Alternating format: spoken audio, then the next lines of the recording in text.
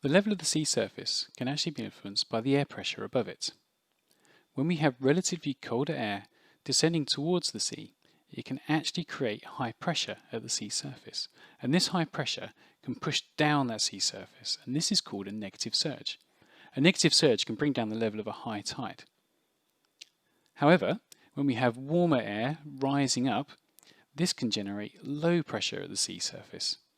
And this low pressure can actually allow the sea surface to bulge up, and this is called a positive surge. And when a positive surge coincides with high tides, it can cause significant flooding impacts all the way along the coast. Those flooding impacts depend on many different factors, such as how deep the low pressure is, the direction and strength of the wind, and the way the low pressure moves over the sea. And we can have a look at an example from January 1953, where a large tidal surge affected the whole of the east coast on the North Sea. Many homes were flooded and over 300 people were killed in the UK.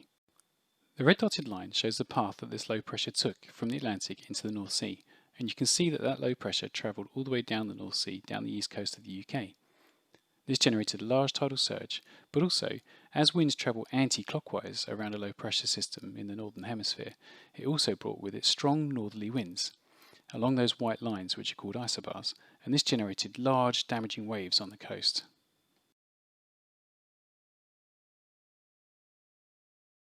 Now let's have a look at our own tidal surge model to see just how a low pressure generates a surge over the sea.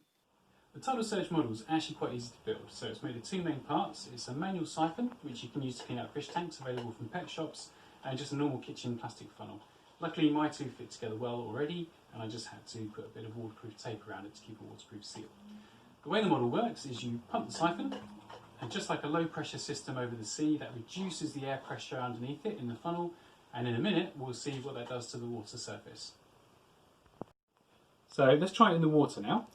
We'll put the funnel in the water, just make sure that the bottom of the funnel is submerged, and then we'll pump the air out with the siphon. And you should see that as the air pressure drops in the funnel, you generate a bulge of water, that positive surge that we talked about earlier. And that's exactly what a low pressure system is doing over the sea. And you can see that as you move your funnel, or low pressure system, down the coast, it takes that bulge of water with it. And this again is why it's so important to be able to forecast those tidal surges and where those low pressure systems might go. Because depending on where the low pressure system goes and how big it is, that will dictate the sorts of flooding impacts you'll see on the coast. And also, as I said before, the winds travel anti-clockwise around low pressure systems.